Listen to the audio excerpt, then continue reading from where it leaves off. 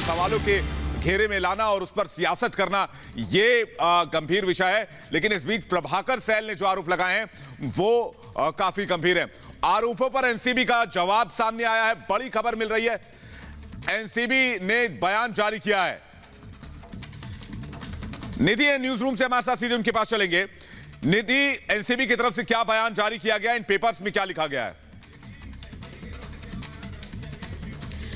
बिल्कुल विवेक, एनसीबी की तरफ से दरअसल जवाब दिया गया है। प्रभाकर सैल ने जो आरोप लगाए थे, एनसीबी ने ये जवाब दिया है, जो कि नोटिस लगातार हम दर्शकों को दिखा रहे हैं। एनसीबी ने साफ कहा है कि ये सुनी सुनाई बातों पर प्रभाकर सैल आरोप लगा रहे हैं, क्योंकि ये मामला सब जुडिस है, यानी कोर्ट के अंतर्गत आता है। और जो प्रभाकर सैल हैं वो इस पूरे मामले पर, इस पूरे क्राइम में वो विटनेस है। ऐसे में अगर उन्हें अपनी बात कहनी है तो वो कोर्ट जाकर कहें, कोर्ट में हलफनामा दाखिल करें और उसके बाद फिर इस बात को, तो एक तरह से एनसीबी ने इस बात का स्पष्टीकरण किया है इस माध्यम से रिएक्ट करते हुए कि प्रभाकर सैल ने जो आरोप लगाए हैं वो सुनी सुनाई बातों से लगाए गए हैं, इसमें ये निराधार हैं। पहली बात। दूसरी बात ये कि क्योंकि ये मामला सब जुडिस है, कोर्ट के अंतर्गत ये मामला आता है, तो इस मामले के तहत आपको ऑनरेबल कोर्ट के सामने जाना चाहिए। और इसी वजह से प्रभाकर सैल को कहा गया है कि अदालत के सामने जाकर अपनी बात रखें। तो 2-2 कह दिया है एनसीबी ने कि इस तरह की जो आरोप है उसको, ये देखिए मैं आपको तस्वीरें दिखा रही हूँ। ये जो एफिडेविट मिस्टर प्रभाकर सैल ने किया था वो विटनेस है इस पूरे क्राइम, पूरे मामले पर, और सोशल मीडिया के जरिए हमें ये बात पता लगी है। लेकिन अगर आरोप लगा रहे हैं प्रभाकर सैल तो वो कोर्ट के सामने जाएं, वो कोर्ट के सामने जाएं। मुथा अशोक जैन जो कि आईपीएस है एनसीबी मुंबई, उनकी तरफ से ये जो प्रेस नोट है वो जारी किया गया है और मीडिया में ये बात रखी गई है कि अपनी बात प्रभाकर सैल को मीडिया में रखने के बजाय अगर वो आरोप लगा रहे हैं तो कोर्ट के सामने जाकर एफिडेविट करें। जो हमने कार्रवाई की है 2 अक्टूबर से लेकर ड्रग्स केस में, क्रूज ड्रग्स केस में, वो हमारी कार्रवाई आगे बढ़ रही है और सारी बातें कोर्ट के सामने हैं। ये मामला सब जुडिस है, ये मामला अदालत की कार्रवाई के तहत आता है। आप अपनी बात जाकर, प्रभाकर सैल अपनी बात जाकर कोर्ट में रखें। विवेक, बड़ी बात कही है एनसीबी ने। बिल्कुल, तो एनसीबी का कहना है चूंकि मामला अदालत में सब जुडिस है, अदालत इस पर सुनवाई कर रही है और जांच लगातार जारी है, इसलिए कहा गया है कि अगर प्रभाकर सैल को अपनी बात रखनी है तो अदालत के सामने रखें। रीमा हमारे साथ जुड़ी हुई है। रीमा, एनसीबी का जवाब सामने आया प्रभाकर सैल को और कहा गया है कि एनसीबी की जांच जारी है और मामला भी सब जुडिस है। ऐसे में अगर प्रभाकर सैल को कुछ भी तथ्य रखने हैं तो अदालत के सामने जा सकते हैं और यह रास्ता उनके पास खुला हुआ है।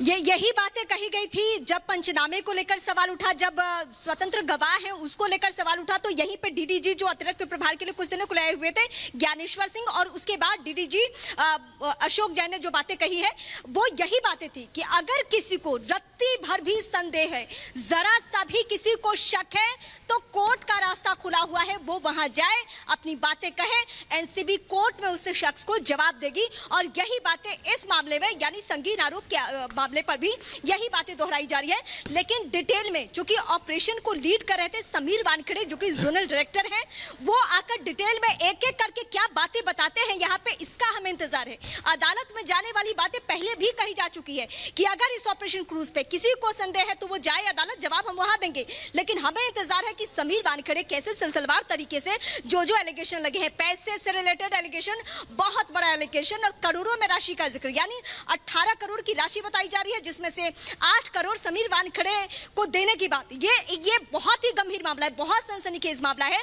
अभी तक जो एनसीबी पे आरोप लगे हैं पिछले 1 साल में, अभी सिर्फ ऑपरेशन क्रूज की बात नहीं कर रही, पिछले 1 साल में जितने समीर वानखेड़े पे या एनसीबी पे आरोप लगे हैं उन सभी आरोपों से ज्यादा सनसनीखेज, ज्यादा गंभीर, संजीदा ये आरोप है। और यही वजह है कि आज बाकायदा पीसी होने वाली है। इससे पहले हमने किसी एलिगेशन पे किसी और जांच एजेंसी को, किसी ईडी या फिर सीबीआई को नहीं देखा था इस तरीके से प्रेस कॉन्फ्रेंस करते। चूंकि ये मामला इतना बड़ा है, शाहरुख खान के बेटे जेल में है, 2 कोर्ट से, 2 अदालतों से बेल खारिज हो चुका है, तीसरे हाई कोर्ट में, बॉम्बे हाई कोर्ट में सुनवाई होनी है मंगलवार को। लेकिन उससे पहले ये सब जो कुछ हो रहा है वो, विवेक, हम ये कह सकते हैं कि सियासत का भी एक हिस्सा है। लेकिन हम ये कहने के साथ साथ अपने दर्शकों को ये भी कहेंगे कि हमें इस बीच इंतजार है समीर वानखेड़े का कि वो आकर बताए, क्योंकि अधीर रंजन चौधरी ने कल ट्वीट किया, बदले की कार्रवाई बता दी।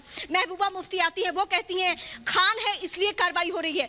नवाब मलिक लगातार ट्वीट्स कर रहे हैं, लगातार, और इस मामले के सामने आने के बाद सुबह से हम सिलसिलेवार तरीके से नवाब मलिक को एक्टिव देख रहे हैं। बिल्कुल संजय, रीमा, जाहिर सी बात है, ये लोग बिल्कुल निधि हमारे साथ लगातार बने हुए हैं। रीमा, जाहिर सी बात है, सियासत हर मामले में अपना फायदा देखता है और इस मामले में भी फायदे के हिसाब से सियासत की जा रही है। लेकिन एक और बात, निधि में जो सवाल रीमा से कर रहा था, इंटरनेशनल ड्रग कार्टेल की ओर इशारा किया गया था समीर वानखेड़े के ऊपर, तो कहीं ऐसा तो नहीं कि समीर वानखेड़े बनाम इंटरनेशनल ड्रग कार्टेल अब कुछ ऐसा होने लगा है जिसकी वजह से उनकी छवि पर डायरेक्ट अटैक किया जा रहा है? बिल्कुल विवेक, आपको याद होगा जब नवाब मलिक ने आरोप लगाए थे तो समीर वानखेड़े ने सामने आकर कहा था कि इस मामले में ये जो कार्रवाई हो रही है ये बहुत विजिलेंस के साथ हो रही है और इस पूरे मामले पर आप निराधार आरोप लगा रहे हैं जिस पर मैं मानहानि का मामला करूंगा। और समीर वानखेड़े ने साफ तौर पर कहा था कि मैं इसकी निंदा करता हूं। यही दोबारा अब बात सामने आ रही है एनसीबी का। अगर आप ये पूरा नोटिस पढ़ेंगे विवेक, तो बात समझ में आएगी कि एनसीबी साफ तौर पर कहना चाहती है कि सारे जो कार्रवाई हो रही है वो सबूतों के आधार पर हो रही है, पहली बात।